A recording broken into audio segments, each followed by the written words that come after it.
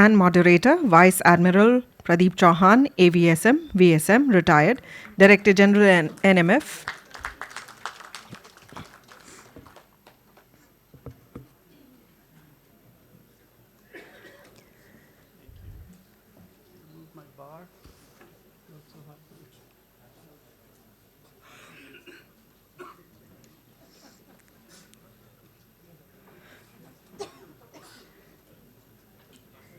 In this session, we shall also be witnessing a keynote address by Mr. Sudheer Kumar, Director, CBPQ, ISRO Headquarters.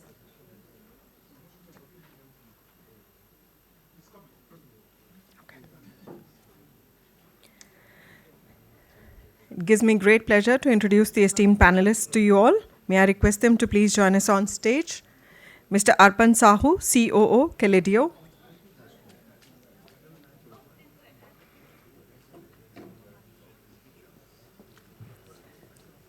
Mr. Radha Krishna K. from Dhruva Space.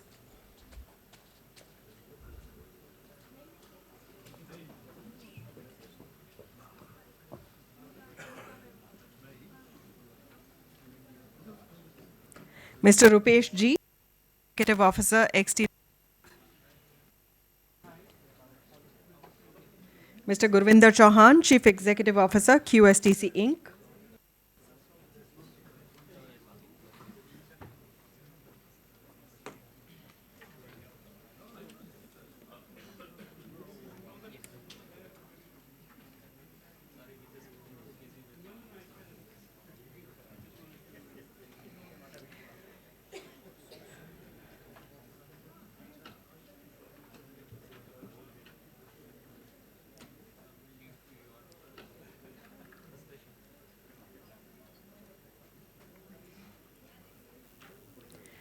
So, ladies and gentlemen, please join me in welcoming them all with an applause.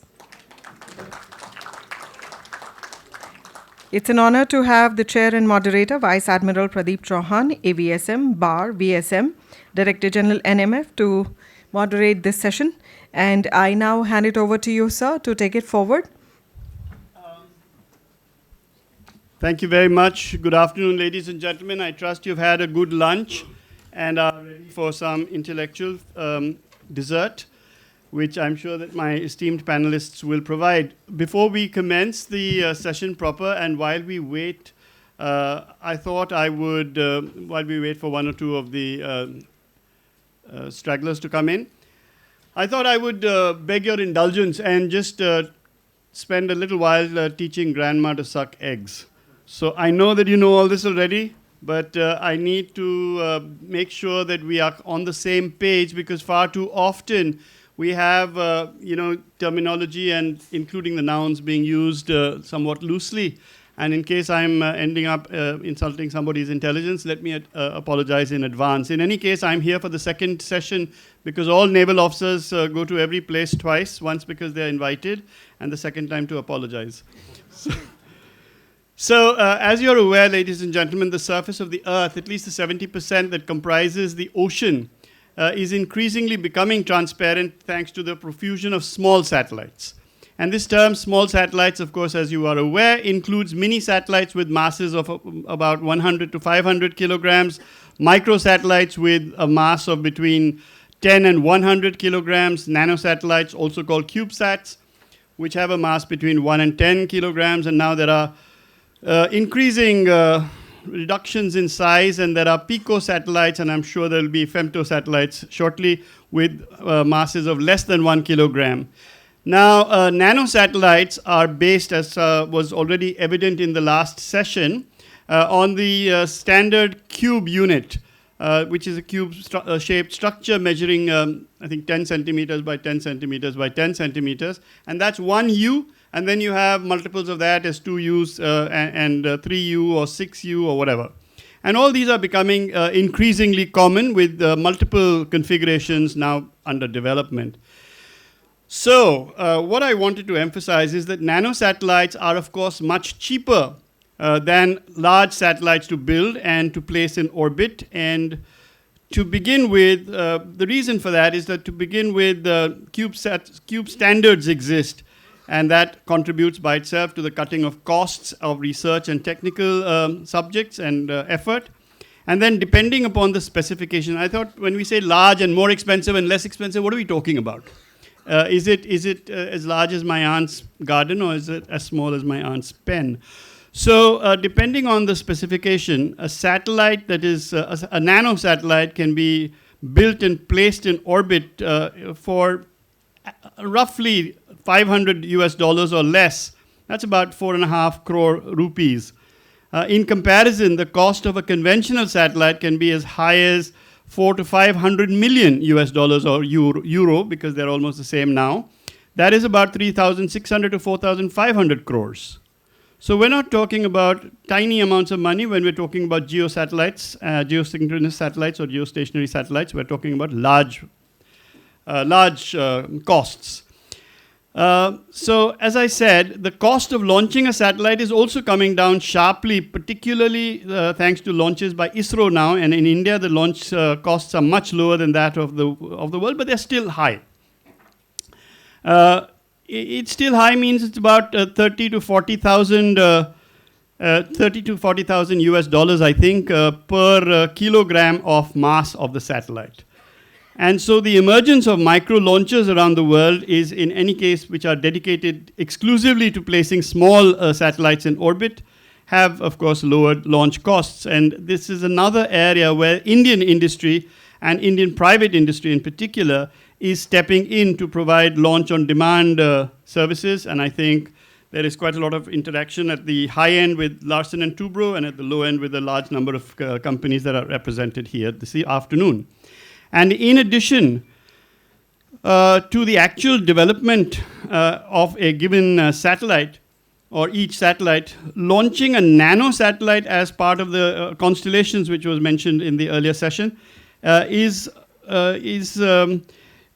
really efficient because it allows the risk of any given satellite to be spread over a large number of satellites and as part of that particular constellation. So what that means is that if one nano satellite is lost or one of the components or units fails, then it can be fairly rapidly replaced within feasible time periods and at reasonable cost. In contrast, the failure of a large satellite or component of a large satellite will pretty much jeopardize the entire mission for which that satellite was created. And apart from their size and their cost, the biggest advantage of nanosatellites is the short time period required to develop each of these. And that, I think, an average sized or large satellite requires somewhere between 5 and 15 years to identify the need, to place it in the right orbit, and when that happens, then as technology progresses or the mission changes, you can't do very much with the satellite. So, as already mentioned in the war game, telecommunication technologies are constantly changing and are being updated, which means that conventional satellites eventually end up with something like 10 or 15-year-old technologies, which are simply hopelessly out of date. And all of this implies that they cannot be modified even when a market opportunity or technology opportunities arise. However, that's not the case with nanosatellites because it sometimes takes less than 8 months or to 6 to 8 months to actually develop a nanosatellite. Most of us here in this audience are quite clear that all such satellites are launched into low Earth orbit, and we have talked about this a great deal in the war game session. And that is a low Earth orbit, as all of you know, is less than 2,000 kilometers above the Earth. And then they zip around the Earth with a period of 128 minutes or less, so as to complete at least 11 and a quarter orbits per day. But what very few numbers of people here are realize is that the LEO region, the low Earth orbit region, is subject to a number of natural phenomena. And they provide this region with fairly unpredictable energy variability in respect of particles. Now, I need to go a bit slower here because now I want to talk a little bit about these kinds of effects. This variability of energy is particularly poorly understood in the case of electrons, protons, and ions, all of which can have energies which are much larger, much higher than that was expected. And space radiation Of course, as you know, space radiation sources include galactic cosmic rays, solar energetic particles, single events, and high energy particles trapped in the Earth's magnetic field. And then they are also subject to this continuous radiation background. So not very many people know that in the LEO is a fairly hostile environment. It isn't like outer space beyond the Van Allen belts, etc., where life is a bit simpler. The LEO place is both seductive, therefore, and dicey. Now, the consequences of the presence of all these high energy electrons and protons and ions for spacecraft developers vary depending upon each mission's design and epoch and the class of the satellite. So the net result of all that is, of course, that if you were to take the radiation environment into question and then put it to both sides of this, now it's all mixed up, but in the morning, both sides of this hall, then you would find that there is a fairly equal amount of confusion at this end, particularly of what exactly are these difficulties. And this end, that is the industry end, really has to be able to study the radiation environment in quite a lot of detail, particularly, as I said, for satellites that can then withstand anomalies such as a single event effect or component degradation due to ionizing radiation doses or surface or internal charges. And all this sounds, when I read this out to my companions in the NMF, they said, yeah, it's too technical. So I want to tell you that satellite and satellite activity is technical. And if you want to just have some general sort of stuff, then this is the wrong place, wrong area to be in. So as spacecraft designers come under increasing pressure to reduce parameters such as size and weight and power, and that is the SWAP, SWAP, but also to reduce volume and cost, while at the same time increasing functionality, there has been a gradual and exponential, no longer gradual, shift towards COTS technologies.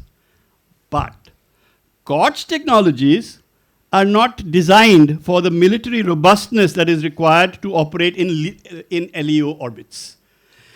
And this creates a dilemma. So these technologies include, of course, high power and low power CMOSs, and that is, integrated circuits on printed circuit boards, and the various types of random access memories, both static as well as dynamic, and static is much more expensive but much more robust.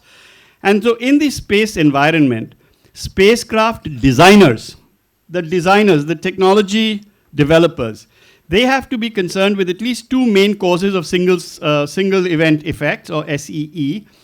I already mentioned. The first of them is cosmic rays, and the second is high energy protons. And SEEs are typically caused by the heavy ion component of all of this. And these heavy ions cause a direct ionization or ionization single event effect.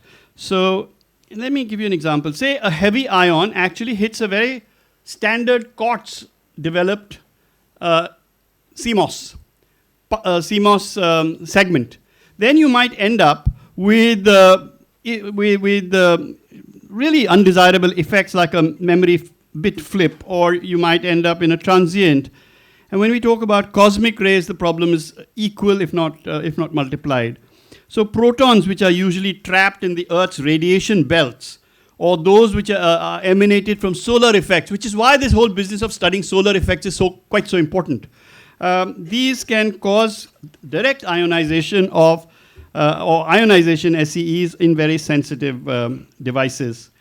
Also, a proton hitting this might cause a small nuclear fusion effect, and then that can cause some significant damage to the components within the satellite.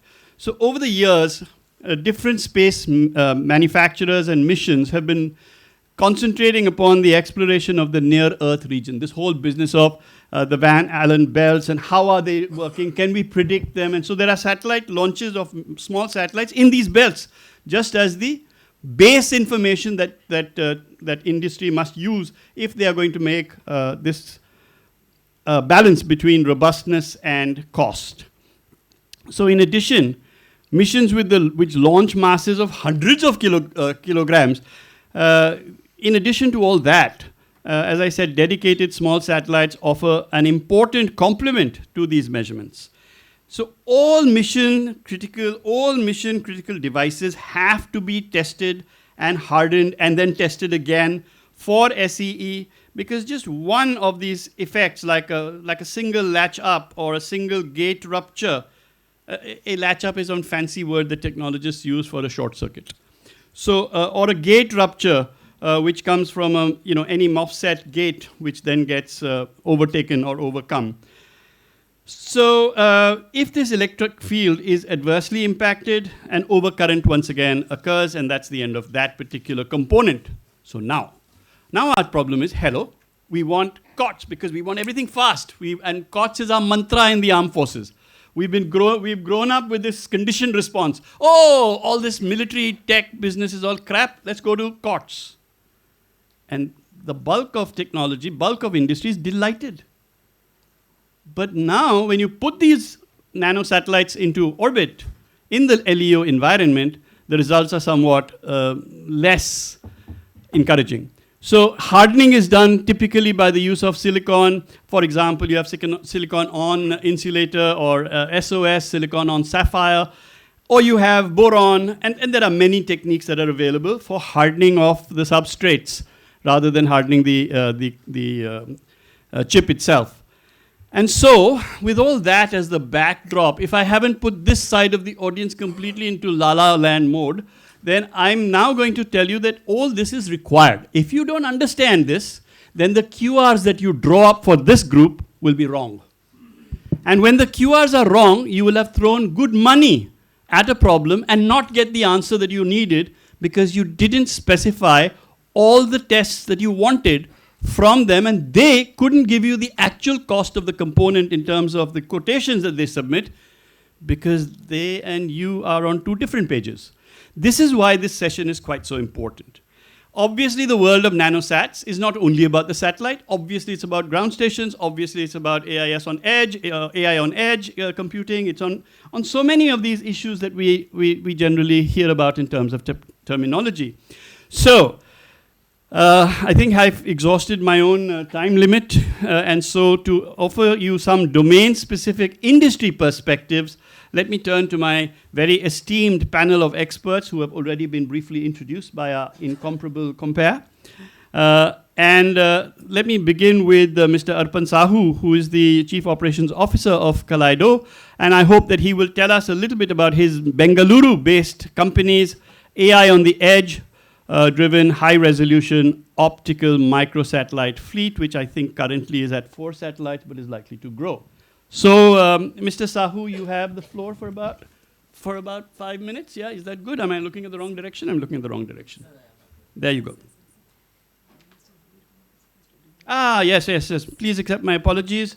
I need to give you a beer already. We haven't even got going yet.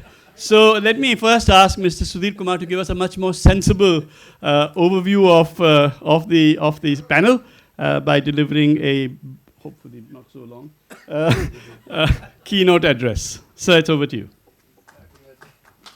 Nice of you. Probably I thought I would be a listener.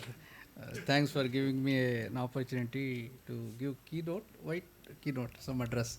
Because ISRO, many people, morning I was observing, ISRO could be a choice for many of the requests made in this forum, especially from the industry, of course, from the forces also.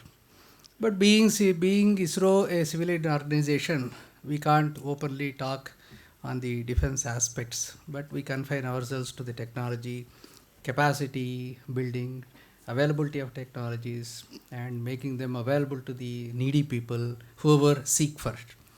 And of course, industry would be the bridge between whatever the civilian and defense wings on the either hand side, and they both things should converge to the industry. That is how Government of India has announced the transformation or transforms in the space sector. After that, many companies, especially I would like to say that many of the startups, they have approached ISRO Many of the people who are here, sitting here and there, they got benefited out of the technologies available in ISRO.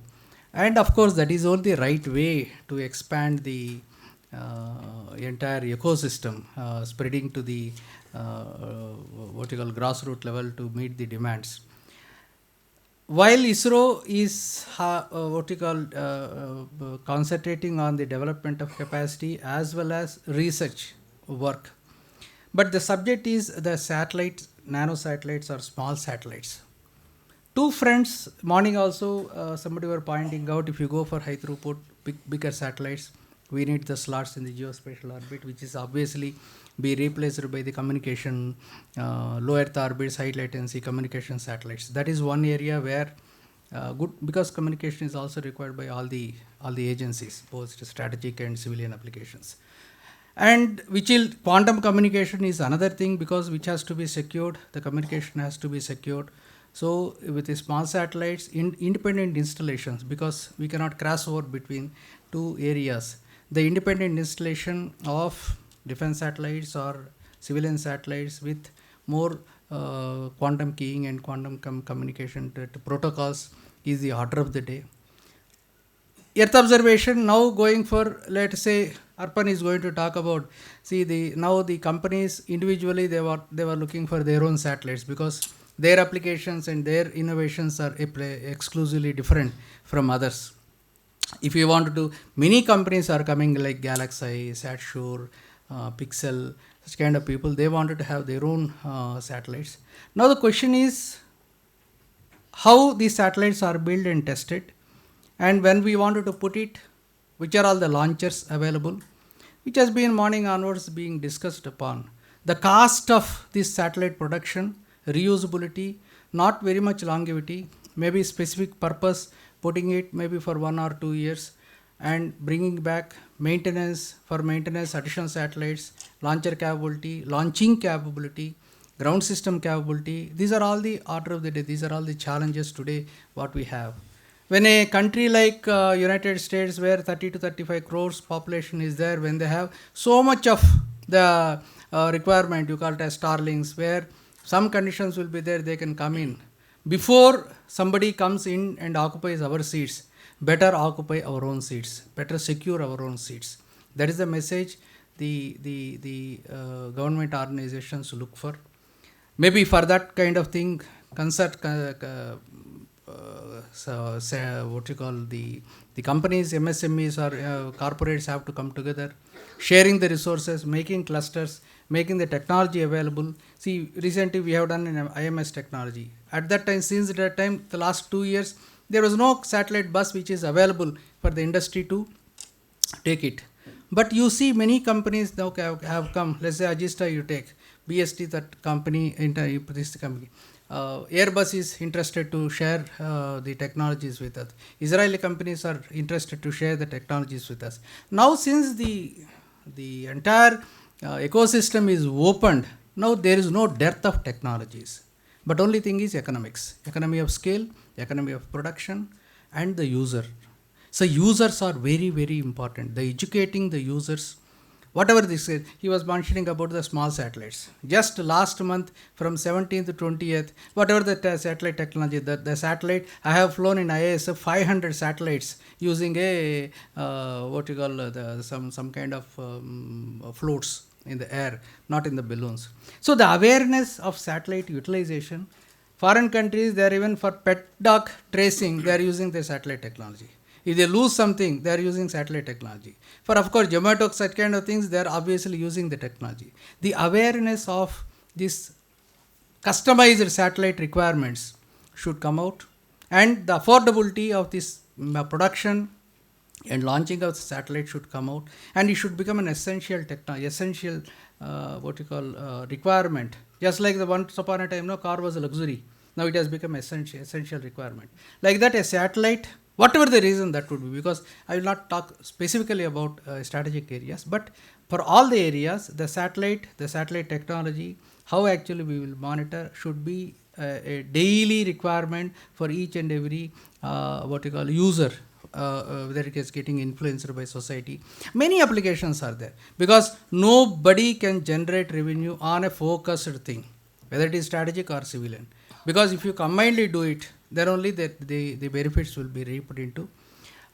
Companies are interested, but people should together collaborative way, not wasting the investments, optimizing the investments, using cards. You was telling cards. Okay, what is the via media solution between the cards? Some people don't believe in the cards because their quality standards are 6S and the 6 Sigma level it will be there. The cards itself will be equivalent to or near to the military standards. We do not know. Some companies are there which will produce with zero defect. So such kind of reliability should come into the systems.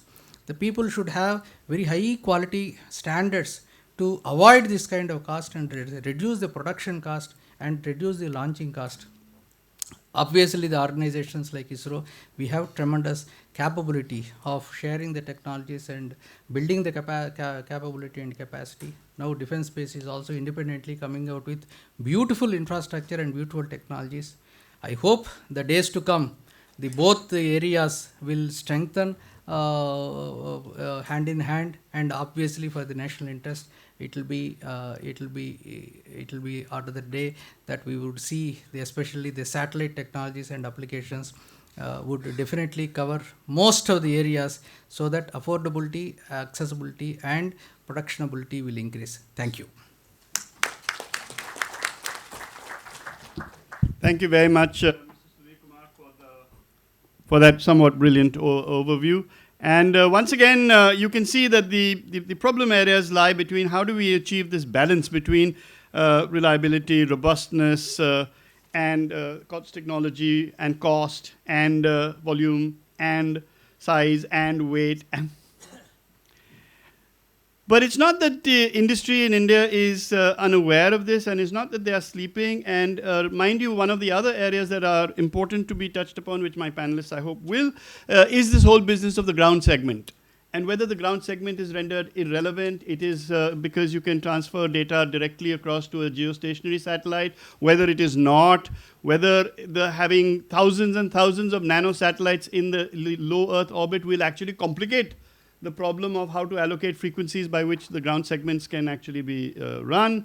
All these are major challenges which in industry, I hope and I'm sure, is indeed wrestling with. Each industry is on this panel has been chosen because of its ability to concentrate upon one segment or more than one segment, but not all, even though some of the industries are full stack producers of all particular components. So once again, let me make my second attempt to get the show on the road and to get Mr. Arpan Sahoo, I now understand is on my left, who is the COO of KaleidEO, to tell us, as I said earlier, a little bit about his Bengaluru-based company's AI on the edge-driven high-resolution optical micro satellite fleet. Wherever you like, take it away, that's all. Okay, great. So I'll probably not give too much time in introducing myself. 5 minutes. So probably 5 minutes, okay. Rather, I would give an example of how I am shaping the journey of the company that I am heading, which probably will give you a glimpse of how the design process looks, into how system requirement capture happens, and how it fructifies into a mission level design.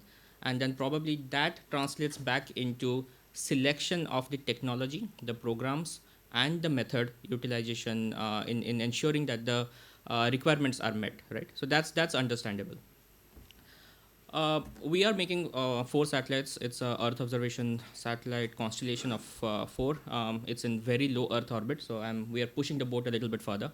We are going at 380 kilometers. So it's not 550, it's not 500, it's not even 400, it's 380 kilometers.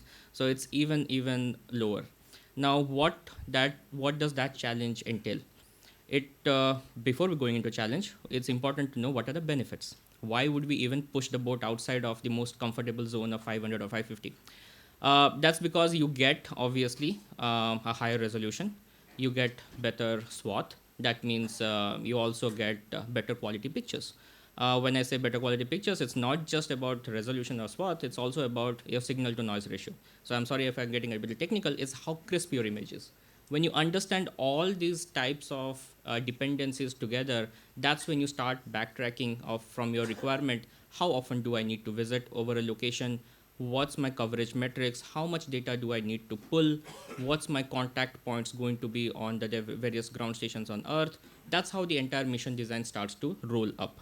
So your methodology of designing a certain system or capturing the transcendent technical requirements on your satellite, reliability, and so on, effectively boils down to the decision making at the mission level.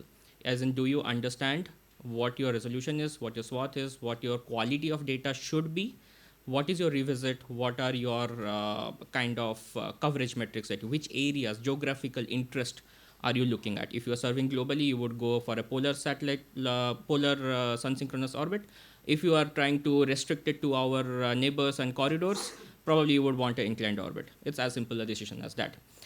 Now, when you have captured all this and your repeativity, you start pulling it back and making a trade-off between available technologies.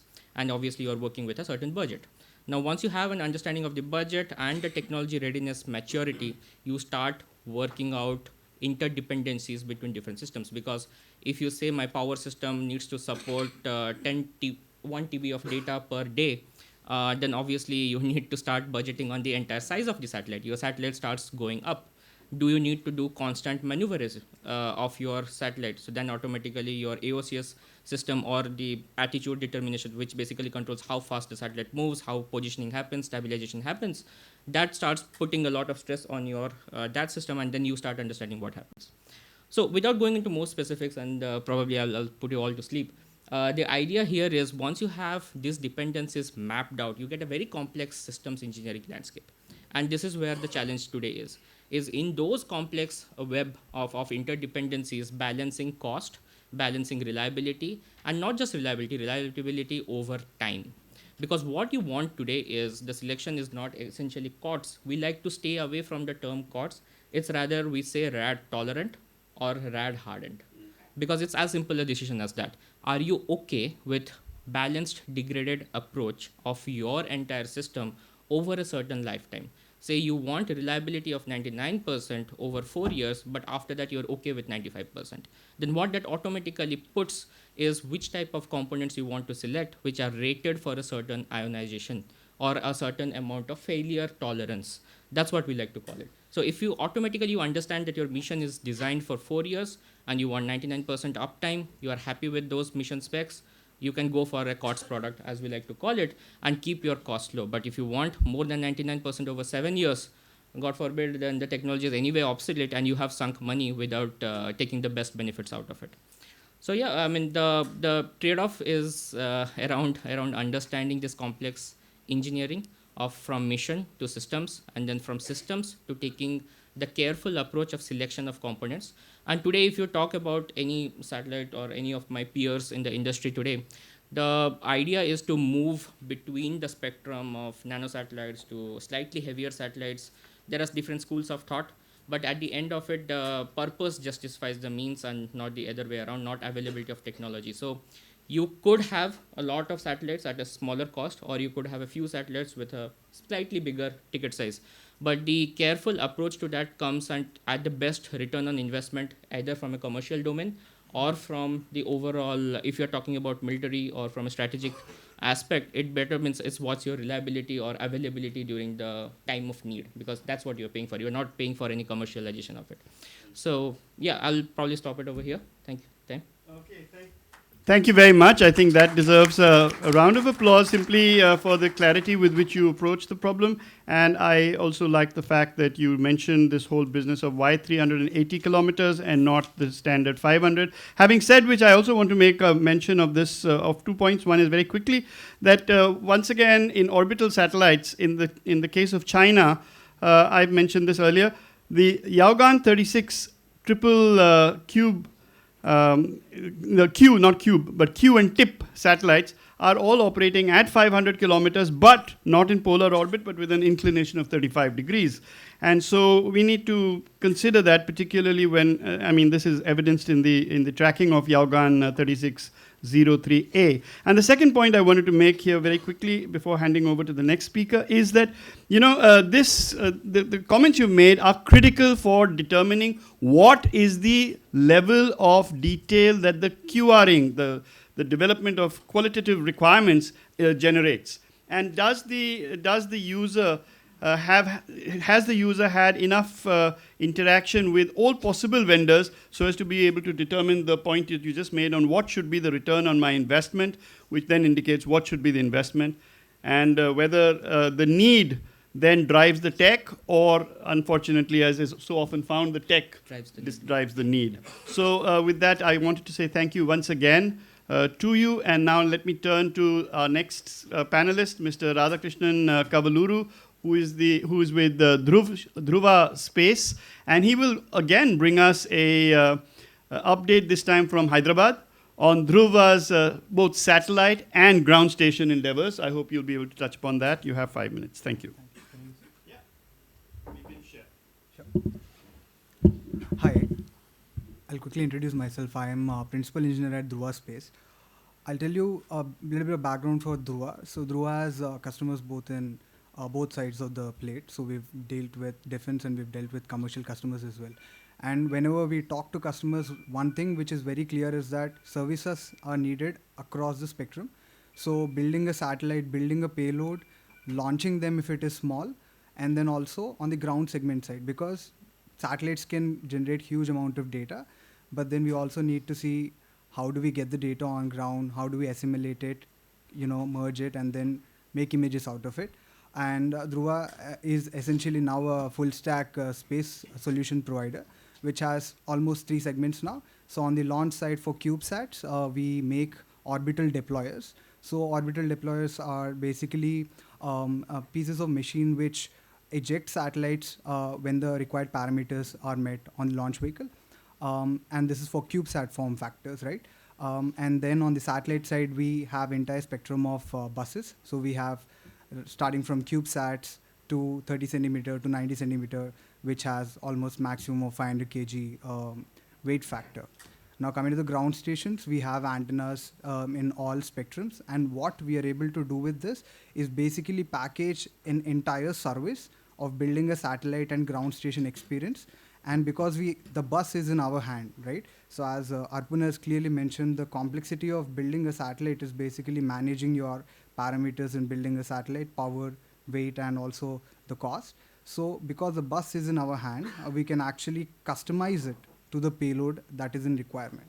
So if a payload is requiring less power, then the bus can be customized so that the cost will be finally less. So Dhruva is actually pioneering that, and as a result, in last 18 months, we have had 8 launches. So this is with the cadency that we are launching to space, and this is what we'll be taking forward also. As a consequence, we've also established a facility in Hyderabad, almost 3 lakh square feet, where we'll be manufacturing satellites in bulk. So customers come to us with a requirement for a payload, and they don't even have ground station experience and all that. So we build software and hardware in that. Yeah. Thank you. Thank you very much. Thank you so much. That was once again succinct. And I also want to mention here again, which I'm going to be able to take up with each of you during the next round of interaction, that this business of ground stations, earlier we used to have a simple statement. It says, for real-time data, you need a ground station, and then for ground station, by a technical feat of English, you need ground. And so when you talk about China at the strategic level, you want to ask, where is China's ground? But now, those problems and those glib sort of solutions are passé. And now we have to figure out whether you can do with mobile ground stations, whether you need ground stations at all. And these are areas that I'm sure that you'll be able to enlighten us on. Our third panelist for this afternoon is Mr. Rupesh G, who is the CEO of XD Links Lab, who will, I hope, be able to introduce us to a different perspective, albeit from the same source, namely Hyderabad, focusing upon the manner in which his company seeks to meet the space-based ISR needs of the defense forces in particular. So this one is more focused, I hope, on the needs of the defense forces, and we'll worry about where our pet cat has gone later. Thank you. Thank you. Thank you all. Thanks to SIA for having me here, and pleasure to be part of the panel. A quick intro from my side. I'm co-founder, CEO, XGLink Labs. Prior to XGLink Labs, I was with Planet Labs, where I kind of heading the product design, system engineering, manufacturing, and supply chain. About XGLink Labs, we are actually full stack company as well, but I see the perspective a little bit differently. When we say full stack, we are like mission as service. When we say mission as service, we not only we provide the various bus platforms, but also we try to configure the full satellite as service, meeting different applications. Primarily focusing on while we're focusing on the commercial use cases, but also we are kind of defining some standard configurations as a full satellite service with a few EO optical and the signal intelligence and IoT, RF IoT based satellites. So some of them we are kind of building in-house, that's our IP core, and also we're partnering with some of the payloads partners where we offer the full service, full mission as service, where it's the idea is to bring in this fully heritage-driven platforms that can actually take off some of the missions to bring in the high cadence, high reliable, and cheaper and faster constellations into space, basically. When it comes to the manufacturing aspect, we have a different way of looking at the manufacturing. So rather we keep the manufacturing with us. We are more technology developers, and then bring in the platform fully baked and tested in labs. And we partner with the manufacturing contract manufacturers. So in this case, currently we are working with Anand Technologies as our manufacturing partners, where we do this final AIT and qualification of all the technology being built by us, basically. So we have the roadmap of the different satellite platforms ranging from 10 kg class, nano class, all the way to 200 kg class. That actually interprets, if you interpret that into the power numbers, it will be about 60 watt generation up to 600 watt generation. Why just I mentioned about power? The idea is to host and manage multi-hosted payloads, satellites, where that's what I think the industry is moving around, bringing the multiple sensors onboarded with the one satellite, leveraging the one single satellite infrastructure, so that you can bring in this huge data, processing in orbit or ground processing. Yeah.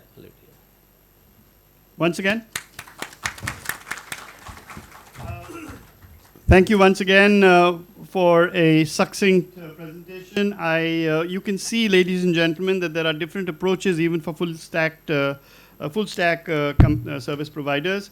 And in one case, technology is kept in-house, and you have fully baked solutions, which you then bring in a development partner for. And in another case, you have a completely different solution. So how do we make sure amongst users that we are comparing apples and not comparing apples and oranges? This onus really rests upon the user, and perhaps one of the ways of doing that is to attend very many of these sorts of sessions, both in plenary as well as privately, and then understand the nuances that are being presented, because if you listen to any one of them, he says, mine is the by God solution, the rest are all charlatans. And the truth is, of course, not there at all. And to tell us more about the whole business of remote sensing solutions, especially from GEO satellites, and I'm very happy that we're able to take some orbital departure from LEO, and something that is of great interest given China's Gaofen 1302 geostationary satellites, which I've spoken about at length in the earlier session. Let me turn to Mr. Gurvinder Chauhan, who is the CEO of QSTC Inc., who will, I hope, be able to provide us with some insight into his Canadian company's effort, because he's come all the way from Canada and I'm sure that he will bring us rich pickings. Thank you. Over to you, Govinda. Yeah, thank you, sir. Good afternoon, everybody. And now I think I'm going to talk onto a different perspective. I think the session, if I understood, was swap, and not really focusing on particular satellite or segment. So let's go back to that situation here right now. So first, I'll start with the Honorable Chair remarks. So thank you, excellent introduction. But I would like to add a little bit, like when he said that nano satellite $500,000 cost and comparison with the 500 million satellite, it's not apple to apple. As sir said rightly, it's not apple to apple. Nanosat of 10 centimeter cannot do the functionality what 500 million satellite can do. So we can't compare the same things at the same spectrum. So let's be clear about that. Like a 10 centimeter satellite, if you want 50 centimeter resolution, you need 485 millimeter telescope, which is 48 centimeters telescope. And the mass is about 55 kilogram. So that's why we can't compare those if you are looking for the functionality. So let's clear about that. The functionality versus price is not the same thing. Now, second part is the swap. Let's go from LEO all the way to GEO. I have been for long enough in the industry. I have seen the ups and downs. I have seen when KA band came down, nobody believed in. They say KA band is a bullshit. It's a rain accreditation. We cannot use it. And now 95% industry looks for the KA band because of the technology where it's going. So that's what we need to look into one and future note. Let's look into what's going on today and then the past. Now, if you look at the satellite, like I've been doing a lot of studies in the past. We used to have onboard computer, simple example, onboard computer, onboard processor. You had a card, multi-cards, and then you had enclosures. They weighed like 9.7 kilo. And now we have a card, same thing, 10 times more functionality, 100 gigabit, 10 gigabit throughput with multi interfaces. That's 900 gram. That's what swap is. That's what we are talking about now. The satellite we launch, we are the first company, I am proud to say, in the world to have a first GEO satellite in orbit of 40 kilogram mass with KA and KU band, giving about a 1 to 2 gigabit of throughput. That is what we need to do it for a reserve satellite for the ops. This morning when there was a war discussion, I just backed off because I heard some things, so I got back. That we have so much solution in the industry. Its only thing is that industry has to come forward and the user has to tell, hey, this is what I want. So you have a backup solution, backup satellite, you can put it there, dormant, leave it there. When you need, turn it on, you have your backup communication going on all the way. Then you have a satellites right now. We are doing ourselves for SDA and US Air Force. We are launching next year in June, 2 satellites, SDA. And these are the GEO satellites. And there are multiple cameras, plus Q and V band. So that also I wanted to say this morning in the session, that why we are still sticking to C, KU, KA. Why not going beyond in Q and V and E band? When the rest of the world has gone to the E band and looking into much more powerful communication satellites. And then when you're talking about C and KU, KA, of course, every kids today know how to hack these frequencies. But when you go to higher, it becomes more and more difficult and complicated. So all these things are implemented by the industry. It is just like we have to come up and accept the facts that industry has gone that far, and we are still thinking of using the same old technology, old thing and old technologies. Now when it comes to the swap, when we started from the LEO satellites, originally, like I don't go back, let's go 10 years back. The purpose of LEO was simply just to use the remote sensing, take the images, and that's it. And now we are expecting IoT, communication, the weather monitoring, the RF sniffing. We are talking about all type of jingles and bells in a LEO satellites. And on top of it, we expect them to be small to be cheaper. And it's like this, like you are expecting to have a Rolls Royce, but you have a budget of a Kia. So that's the reality, you have to accept it. It's the money how much you have, and that's what you get. Technology exists. We have a QKD. We are launching in 26 the first QKD satellite built by Honeywell, and we are providing all the onboard atomic clock for synchronization. And we are also doing the de-hop transponder for frequency jamming, where we do 3,000-4,000 times per second rehopping, where it's impossible to hack into. We have already supplied I think there are only 3 countries in the world, those who have that de-hop, re-hop transporter capabilities. So industry has everything, but user again has to come back and tell us, hey, this is what I want. We can. And we have done a long way from coming a few tons of satellites. Like I remember like in 2012-13, we built a satellite, AM5, AM6, that was like over 6 ton. 6 ton and 14 kilowatt power. And had a multiple band. And now we are doing almost 250 kilogram, but giving the same throughput. We are using SDR's technology. We are using the optical communication computing edge and everything. So technology is there. We are diverting from typical tubes, for example, TWT tubes. We used to have such a big tubes. And now we are talking small SSPAs. You can have a 40 watt, 75 watt, 85 watt SSPAs. You don't need a TWTAs. So that's again in reducing the size or mass of your satellite. We used to use honeycomb aluminum panels, and now you're going to carbon fiber. That reduces the mass. So these are the practical things which we are already implementing, is already going on. And now coming to the ground station. Now I'm going to address your ground station also. So with respect to the ground station, we have come far away. Now people are talking about optical based ground stations. We have an optical link where we can have hundreds of gigabit of uplink and downlink capabilities. And there was one project which we were doing, and it's still in the pipeline. I don't know when it's going to be implemented, but the optical link, downlink, and pumped into the fiber optic. Then you get terrestrial network as well as the optical ground stations. Now you mentioned about the mobile ground stations and other ground stations. Yes, we should have it. But with respect to India diaspora, I think the problem is the regulatory point of view. It's heavily regulated by, for example, NSIL or any agencies. They control heavily the ground stations. There should be a easy regime where we can apply, get the licensing, and set up the ground station. Now the need for ground station, yes, that's a different debate. Now we have a artificial intelligence-based onboard processing, and we are doing machine learning. And as I said earlier, yesterday also in my session, that most of the time you can do onboard processing of the image using remote sensing technologies. So you don't need really a 24-hour downlink and access band to get the data of TMZ files. You can get processed image. So that reduces the need for multiple ground stations. Yes, you need now can SOC to control the satellites, but still operational viability, you have access to the data anywhere now with the clouds or anything. So with that remarks, I conclude it. There's a lot more to say, but I'm limited by the time.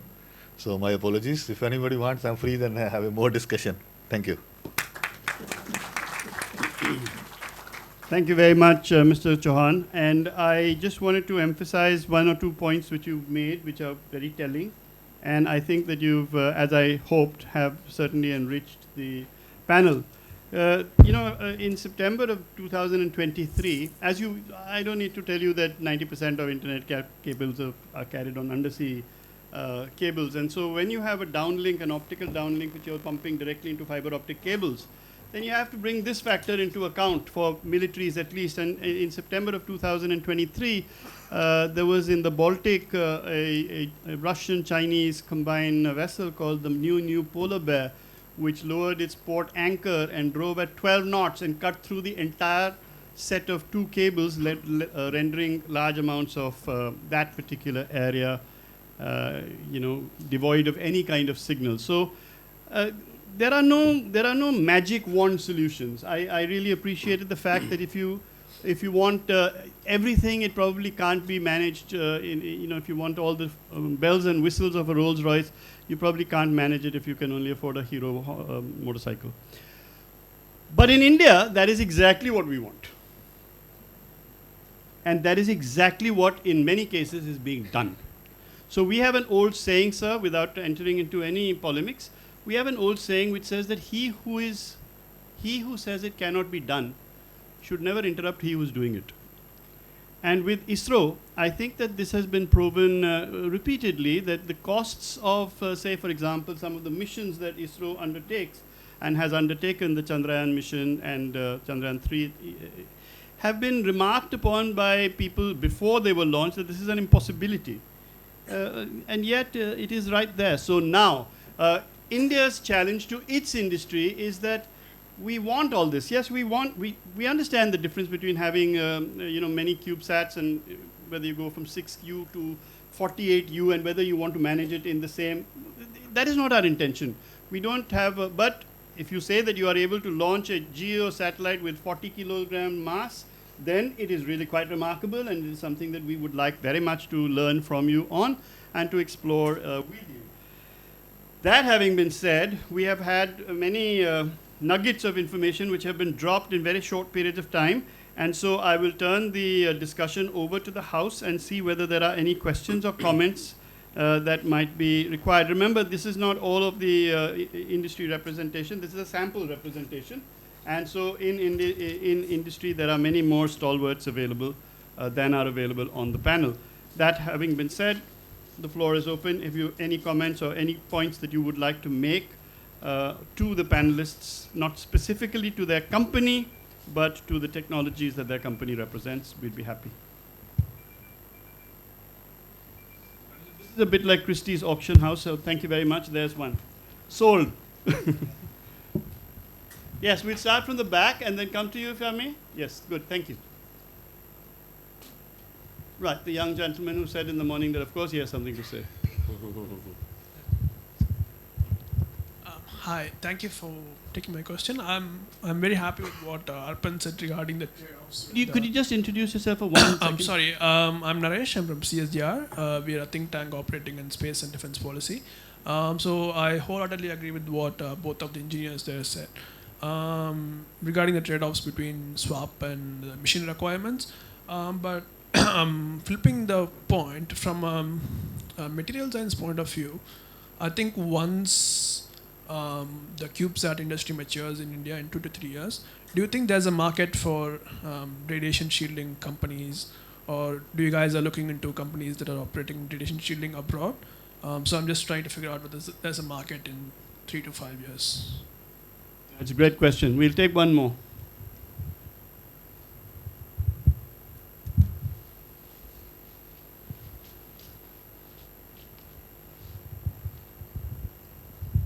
Thank you, panel, for this really amazing lecture. My name is Ameya Center for Land Warfare Studies. My question is, considering every single industry representative here, their companies are working to build satellites, small satellites, and put them into space for our use, of course. My question is, sir, how do you deal with the problem of space debris, and especially the need to mitigate space debris while at the same time, focusing on the need to launch more satellites with better abilities that can be used by everyone in our country? Thank you, sir. Yeah, and as you know, once we are doing replacement of satellites, not just that means nanosatellites, there are going to be, and as the LEO area gets more and more crowded, there are going to be more and more incidences of collisions between objects in space, those which have crossed their end of life and are proceeding back to Earth, or those which have been destroyed in some of the more exotic scenarios that we were talking about earlier in the day. So I think we will turn it over. Would you like to take a stab at it first? Let me hear from them because the first question was to them. Okay. Right, so Arpan. All right, so in terms of the first question, radiation shielding, right? Yeah, I think the question is, do you have the budget to pay for it? I mean, that's as simple a question as that. No, his question was, do you have the capacities and the capabilities in country? Yeah, we do have it. I mean, ISRO has been a pioneer in terms of explaining how radiation shielding has been developed indigenously in-house when we were devoid of that tech for a long, long time. We understand the very intricate understanding of, I mean, I'm ex-ISRO, so I have had chance to work on Chandrayaan 2, Aditya, and GEO satellites. I have a couple of things. But I know the spectrum of the radiation effects across from extraterrestrial, extra Earth to near Earth, whatever. Having seen all of that, I can tell you that we have the full stack technology, but what prohibits it from proliferating is the huge challenge of testing, qualification, and the entire setup involved around it. It's just too complex. There are simpler, easier methods to do it on smaller satellites. Just put 6 mm of aluminium on top of everything, you're good. Yeah, it's a cheaper alternative. Mr. Kavuluru, would you like to say? So I think Arpan is on the point. The technology exists, and in C58 there was a company from India which has already tested it. Take me to space, right? So the technology pretty much exists. The only thing is if the requirement comes with respect to radiation shielding, and it has to be like quantitative, and the expectation also, and then the process will start. So what is expected out of industry? What is the infrastructure that is provided to the industry, and what can industry do to address that issue? That's something that has to happen. Thank you. Thank you, and let me turn to Gurvinder, who. Yeah, thank you. So, excuse me. So I'll address both questions. First question, radiation. Yes, almost every industry has very well capability of radiation analysis and coverage. How do? But let me take it a step back. How does it take place?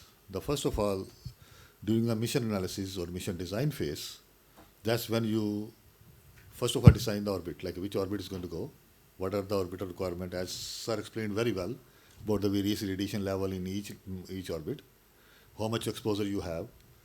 Then we have like Monte Carlo exists for a long time. Everybody uses that to do the radiation analysis.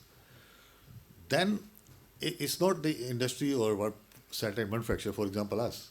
We really have one expert, he will say, okay, I need 10K rad or I need 100K rad for 5-year life or 4-year life. That's it. Then we individual, like in a satellite, you have a various subsystems. So you choose each and every subsystem based on that K rad exposure, how much you need. So most of the time, also again, it was already identified by Sir that each and every individual subsystem has to be qualified to that particular rad level. So when we procure, we make sure that the supplier is compliant to that radiation analysis. So now what we are exposed to is the structure. So the structure is also like we have aluminium and then other methods available to do the radiation shielding. So there are multiple steps and multiple people. And most of the time, 99% people have in-house 1 or 2% who does analysis, who does this type of things, and then make sure that you have a perfect protection against radiation analysis. Market exists? Yes, of course. Because, for example, new markets are exposing, they are coming up. And you can always help them to provide your services. You can tell, hey, you are producing a new component or new product. I'm happy to do some analysis and give you consultancy. Yes, there is a market for exist already. So you can be part of that consultation market for radiation analysis. Now, what was the second question? I forgot. Space debris. Yes. So I don't know if you're aware of but there is a company, Astro Robotics, Japanese company. They have been doing a lot of time. And in fact, I've been lucky enough to be part of them for some time to design their robotics arm, to capture that, because at that time, Canada had that Canada arm, which is a part of Dexter and Canada arm. So I was part of Dexter program. So we had some capabilities.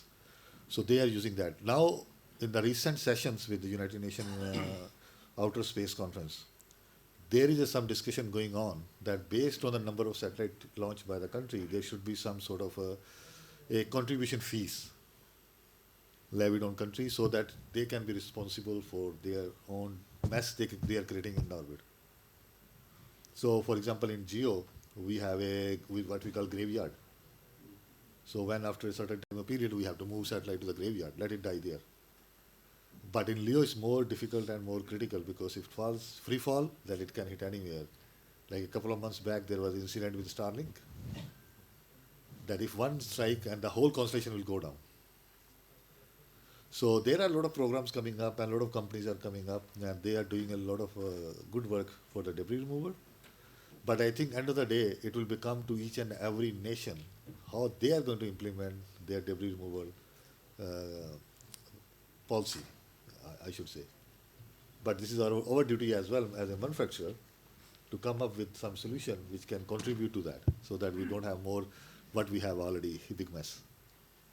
Thank you. There's also a legal issue involved in this, and that is who owns the satellite, who is, unlike in shipping where you have flag state, and even there in undersea cables, for example, there's a complete mess in terms of who is accountable for what.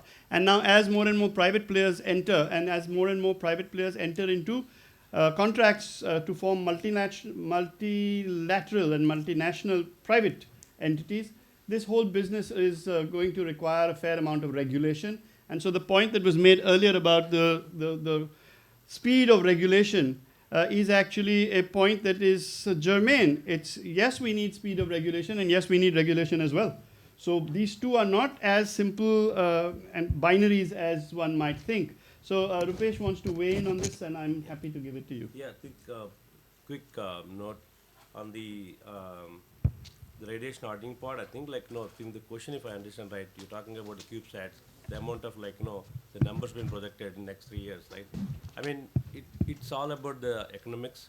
It's all about return on investment in terms of how much technology you need to develop to harden this the components so they can be more reliable and more longer duration sustainable. I think with this especially the life of the CubeSat being projected about 4 years with these 3x shielding component level and the subsystem level and the system level, that might, I don't know, I don't see that there is a market there for the shielding at the CubeSat level component, maybe for the microsats, higher, mass, 100 kg plus satellites.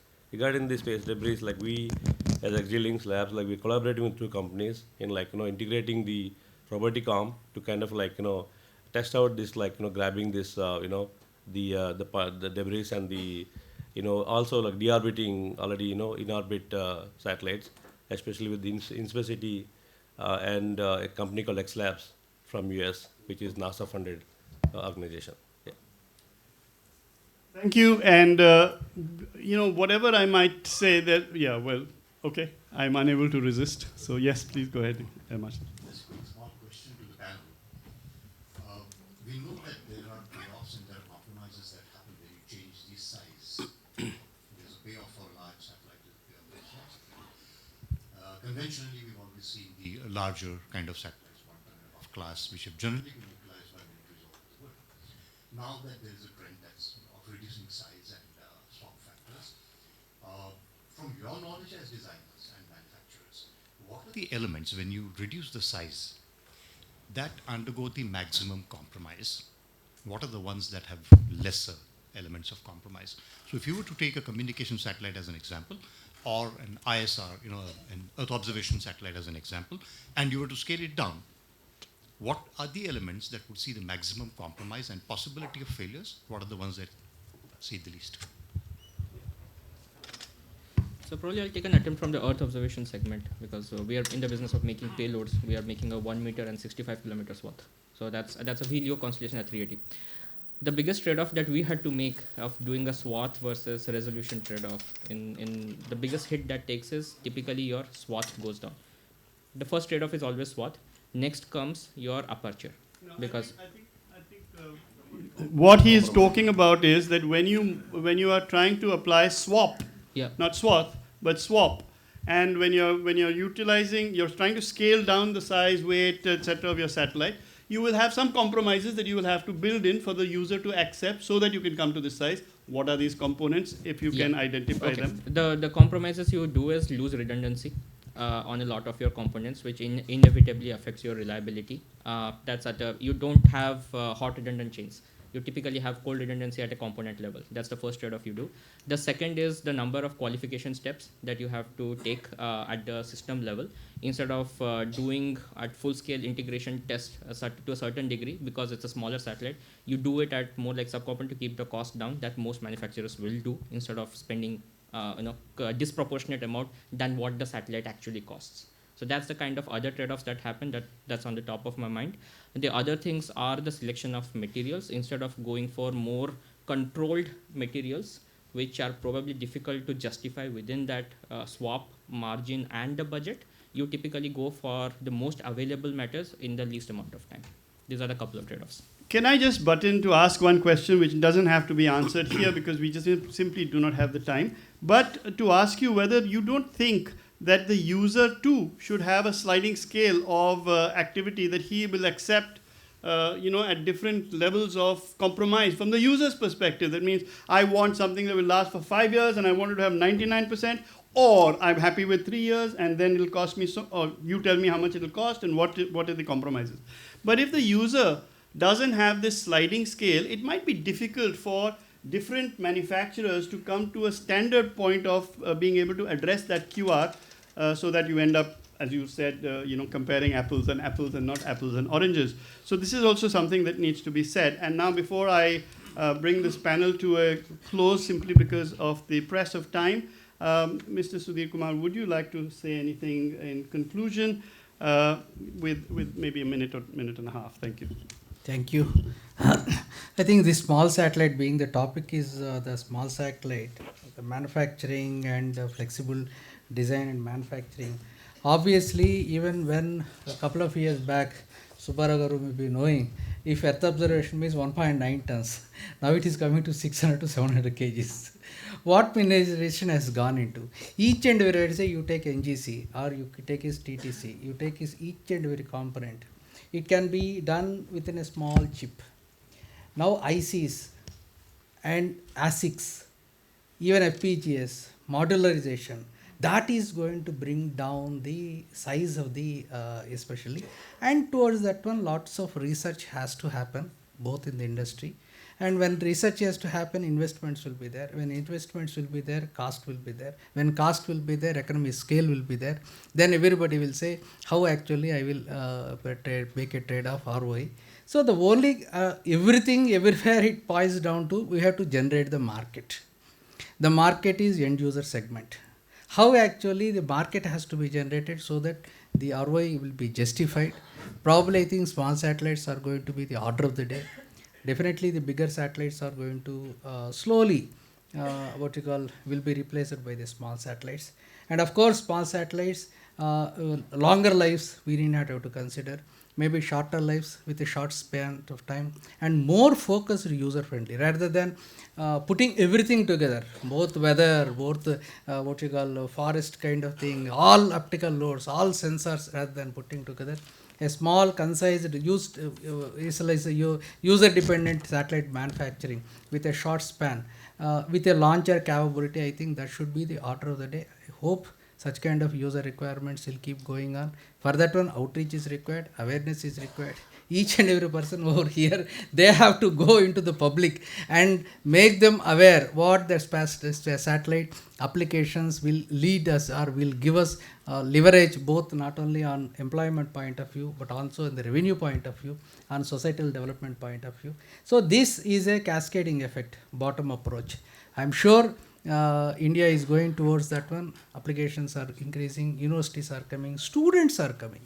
That is amazing thing. Everywhere we do, the hackathons are thinking, students are coming and participating, utilizing the load. This is the way we should forward, but each and everyone as a corporate social responsibility and scientific social responsibility. Everybody should take a oath that the satellite applications have to be reached to the people and awareness has to be created. That's how we can create the market, we can create the revenue. Hopefully, let us see the satellite market will grow, whether it is strategic application or civil applications or commercial applications. Thank you very much. Thank you very much. I'm sorry there were some really pressing questions, but we are out of time. I just wanted to emphasize that this is the DefSat, and therefore a concentration of all of us, while it might be able to be generating business models in civilian areas, and it is an essential sort of spin-off, it can't be the focus of this particular session, because this particular conference is really about defense and the defense industry's requirements, both the defense user and the defense suppliers. I'm sure you will agree that the panelists have done us all proud, and I would request you to please put your hands together and thank them all. Including you. I will leave one last statement. If space was easy, everybody would do. Yeah. Thank you so much. We thank the esteemed chair and the esteemed panelists for making it a very, very enlivening discussion. So, ladies and gentlemen, after having made yesterday a very unsuccessful attempt to curb the tea break, I'm not going to repeat my mistake. So, we are going to take a dedicated tea break, but please do join us back in time.